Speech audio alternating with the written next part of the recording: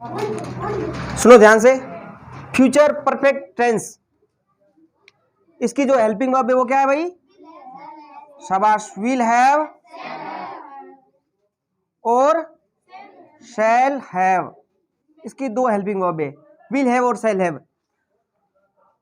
Present perfect tense के अंदर have helping verb I थी, हैज और हैव आया था, इसके साथ में विल हैव और शैल हैव, तो हैव आएगा जहां पे काम कंप्लीट हो जाएगा ना। वैसे इस हैव का अर्थ होता है रखना, हैव यानी क्या होता है? रखना, रखना। जैसे मैं अगर बोलूं मेरे पास एक कार है, तो इसको इंग्लिश में बोलेंगे आई हैव अ कार, ठीक है। तो हैवन मैं कार रखता हूं, तो हैवन रखना भी होता है। इसकी सेकंड फॉर्म होती है वो हैड होती है, क्या होती है भाई? हैड। और थर्ड फॉर्म भी क्या होती है? Had. I had a car, मेरे पास एक कार थी, ऐसे भी बोल सकते हैं आप। तो ये मेन वर्ब का भी काम करती है, ठीक है, और हेल्पिंग वर्ब का भी काम करती है, दो तरह से। तो विल हैव और शैल हैव दो हमारी हेल्पिंग वर्ब है। मैंने आपको कल बताया था आई के साथ में, आई और वी के साथ में किसका यूज करेंगे? शैल का। आई और वी के साथ में शैल का, और अदर जितने भी सब्जेक्ट है उनके साथ में किसका प्रयोग करेंगे? विल का, ठीक है। तो यहाँ पे विल हैव और शैल हैव दो है, तो विल हैव का किसके साथ में प्रयोग करेंगे? आई और वी के साथ में। बाकी अदर सब्जेक्ट के साथ में किसका प्रयोग करेंगे? विल हैव का, ठीक है। तो शैल हैव का तो आई और वी के साथ में, और अदर विल हैव।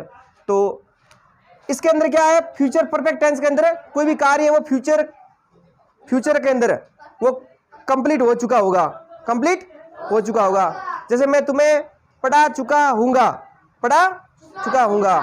जैसे अगर इसका इंग्लिश के अंदर ट्रांसलेट करें, या फिर एक आपके सामने सेंटेंसेस में लिखता हूं, देखो, मैं तुम्हें अंग्रेजी सिखा चुका। अब देखो, मैं तुम्हें अंग्रेजी सिखा चुका हूंगा, तो काम में वो फ्यूचर टेंस के अंदर काम कंप्लीट हो चुका होगा। जैसे मैं इंग्लिश में बोलते हैं आई हैव, आई के साथ में क्या आएगा? शैल, शाबाश, आई शैल हैव। अब इसके साथ में सिखाने को इंग्लिश में क्या बोलते हैं? टीच, क्या बोलते हैं? टीच। लेकिन इसके साथ में मेन वर्ब की कौन सी फॉर्म आएगी भाई? थर्ड फॉर्म आएगी। तो जहां पे भी कंप्लीट जो परफेक्ट टेंस होगा, जैसे प्रेजेंट परफेक्ट, पास्ट परफेक्ट और फ्यूचर परफेक्ट, तीनों टेंस में कौन सी वर्ब आएगी? मेन वर्ब की कौन सी फॉर्म आएगी? थर्ड फॉर्म आएगी। कौन सी आएगी? Third form. तो आप यहां ध्यान से सुनिए, आई शैल हैव, और इसके साथ में मेन वर्ब की कौन सी फॉर्म आएगी भाई? थर्ड फॉर्म आएगी, टोट। आई हैव टोट, मैं तुम्हें, I have taught you English. अब देखो, मैं तुम्हें अंग्रेजी सिखा चुका हूंगा। तो इस प्रकार का जो सेंटेंस है वो फ्यूचर परफेक्ट टेंस के अंदर बनेंगे। दूसरा सेंटेंस अभी देखते हैं, वहां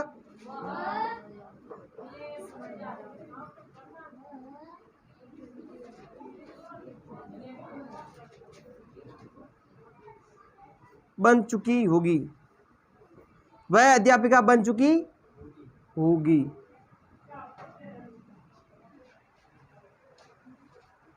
इसका आप इंग्लिश के अंदर ट्रांसलेट कैसे करेंगे? देखो, वह अध्यापिका बन चुकी होगी, तो कौन है ये? स्त्री है। सबसे पहले लिखेंगे शी, क्या लिखेंगे भाई? सी हमारा सब्जेक्ट है, और उसके बाद में हम लिखेंगे मेन वर्ब, क्या लिखेंगे? लेकिन मेन वर्ब से पहले लिखेंगे अपन हेल्पिंग वर्ब। तो हेल्पिंग वर्ब क्या है? इसके साथ क्या आएगी भाई? विल हैव, शाबाश। इसके साथ में हमारी हेल्पिंग वर्ब क्या आएगी? Will have, she will have. और हमारी मेन वर्ब क्या है? बनना। और बनने को इंग्लिश में क्या बोलते हैं? बिकम। क्या कहते हैं? बिकम, ठीक है, ये हो गया become. She will have become, क्या बन चुकी होगी वो? अध्यापका, ठीक है ना। तो अब लिखेंगे teachers, she will have become teacher. इस प्रकार का जो सेंटेंस है वो फ्यूचर परफेक्ट टेंस के अंदर बनेगा। दूसरा सेंटेंस और देखते हैं। देखो देखो, एक सेंटेंस है, उसने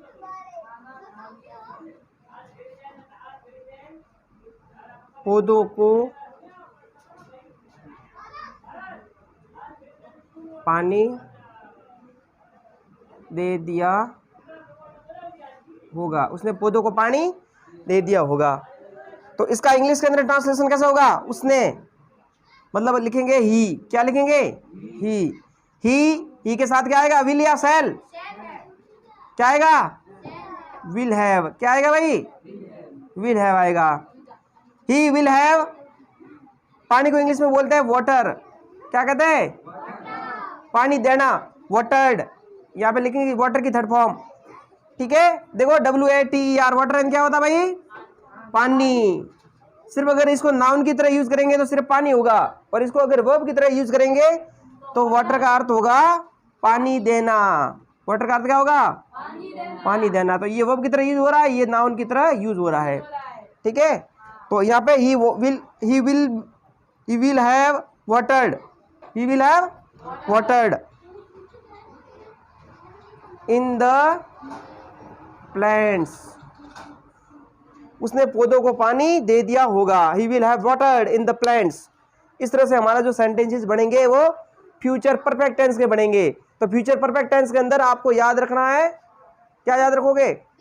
विल हैव, शैल हैव और MV3, ठीक है।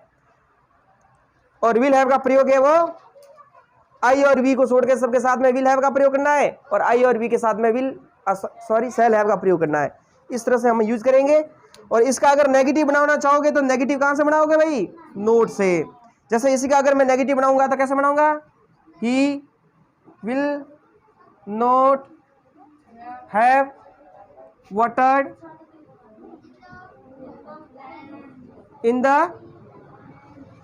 प्लांट्स, ठीक है। और इसी का अगर इंटरोगेटिव बनाऊंगा तो कैसे बनाऊंगा? विल ही हैव, शाबाश, watered in the plants, sign of interrogation. और इसी का अगर नेगेटिव बनाना है तो नोट कहाँ लगाओगे? यहाँ लगाओगे note. Will he not have watered in the plants. इस तरह से हमारे सेंटेंसेस बनेंगे कंप्लीट। तो आपको ये ध्यान रखना है, अगर दो हेल्पिंग वर्ब आ जाए तो नोट लगाते वक्त पहली हेल्पिंग वर्ब के बाद नोट लगाओगे, और इंटरोगेटिव बनाओगे तो इस सिर्फ पहले हेल्पिंग वर्ब को ही आगे लाओगे, ठीक है। तो आगे वाला हमारा टेंस है वो कौन सा है? टेंस की श्रृंखला का सबसे लास्ट टेंस है वो फ्यूचर परफेक्ट कॉन्टिन्यूअस टेंस। इसके बाद हमारे टेंस होंगे समाप्त। और अगली क्लास में हम पढ़ेंगे सारे टेंसों का कंप्लीट रिवीजन, ठीक है, कि कौन से टेंस में कौन सी हेल्पिंग वर्ब लगती है और किस तरह से हम टेंसों को अपने पढ़ा है उसका एकदम सारा कंप्लीट रिवीजन करेंगे अगली क्लास के अंदर। लेकिन इससे पहले अपन कौन सा टेंस पढ़ते हैं भाई? लास्ट जो टेंस है हमारा कौन सा है भाई? फ्यूचर, आधा परफेक्ट है, आधा अभी भी जारी रहा होगा।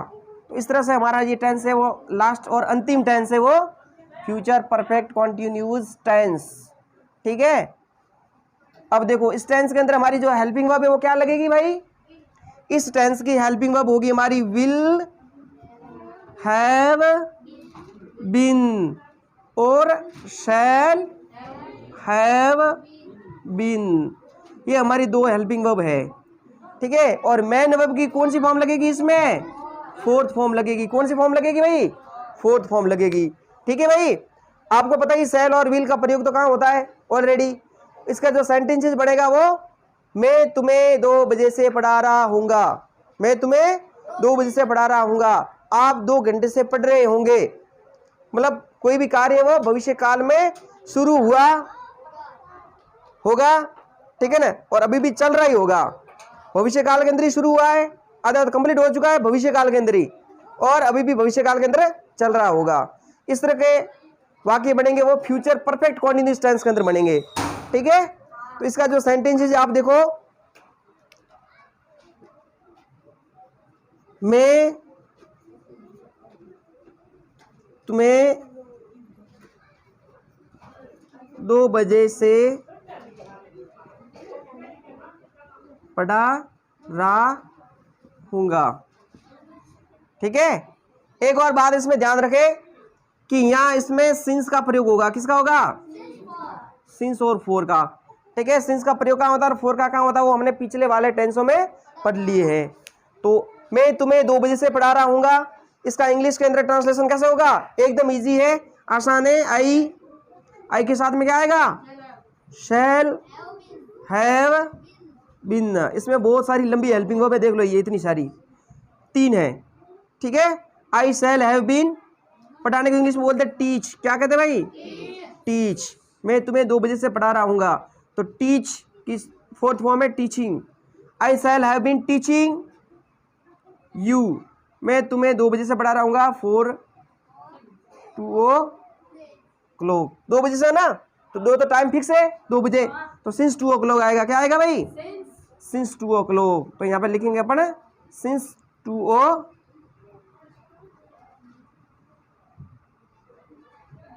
o'clock है ना, तो ये लिखेंगे। तो I shall have been teaching you since 2 o'clock, ठीक है। आगे मैं और एक सेंटेंसेस लिखूं तो राम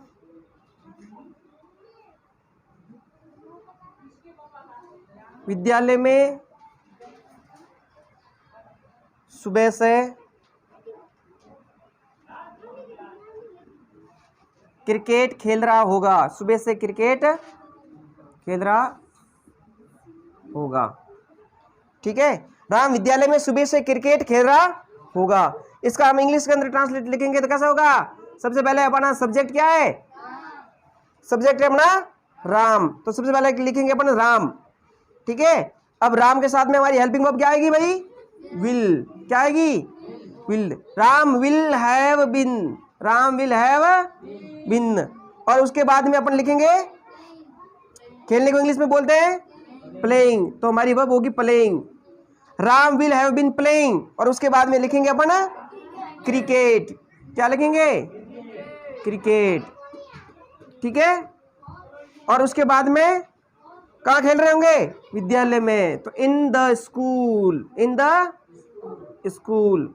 और उसके बाद में लिखेंगे अपन कब से खेल रहे होंगे? सुबह से, तो आप लिखोगे सिंस मॉर्निंग। क्या लिखोगे भाई? Since morning. इस तरह से हमारे सेंटेंसेस बनेंगे फ्यूचर परफेक्ट कॉन्टिन्यूअस टेंस के। राम विद्यालय में सुबह से क्रिकेट खेल रहा होगा। Ram will have been playing cricket in the school since morning, ठीक है। इस तरह से हमारा इंग्लिश के अंदर ट्रांसलेट बनेगा। और ये था हमारा सबसे लास्ट और अंतिम टेंस, जिसको हम फ्यूचर परफेक्ट टेंस के नाम से जानते हैं, जिसके अंदर हेल्पिंग वर्ब है वो will have been, shall have been, और मेन वर्ब की फॉर्म है वो MV4 लगेगी। और इसके साथ में सिंस और फॉर का प्रयोग होगा, क्योंकि सिंस का प्रयोग क्या होगा? जहाँ पे निश्चित समय होगा, और जहाँ पे समय की अवधि होगी वहाँ पे फॉर का प्रयोग करेंगे। समझ गए? घंटा, मिनट, वार, ठीक है ना, तो वहाँ पे फॉर का प्रयोग करना है, ठीक है। समझ गए? इस तरह से हमारे सारे टेंसेस है। और इसी का अगर नेगेटिव बनाना चाहो तो नेगेटिव आपको बताइए नोट कहाँ लगता है? यहाँ लगता है। और इंटरोगेटिव बनाओगे तो विल कहाँ लगाओगे? सबसे आगे, ठीक है। तो इस तरह से हमारे टेंस हो गए कंप्लीट। अब हम पढ़ेंगे अगली क्लास के अंदर सारे टेंसों का रिवीजन। समझ गए सभी? इससे पहले आप सभी अपनी हेल्पिंग वर्ब याद करके आए, ताकि हमारे टेंस पढ़ने में आपको एकदम आसानी हो जाए, ठीक है।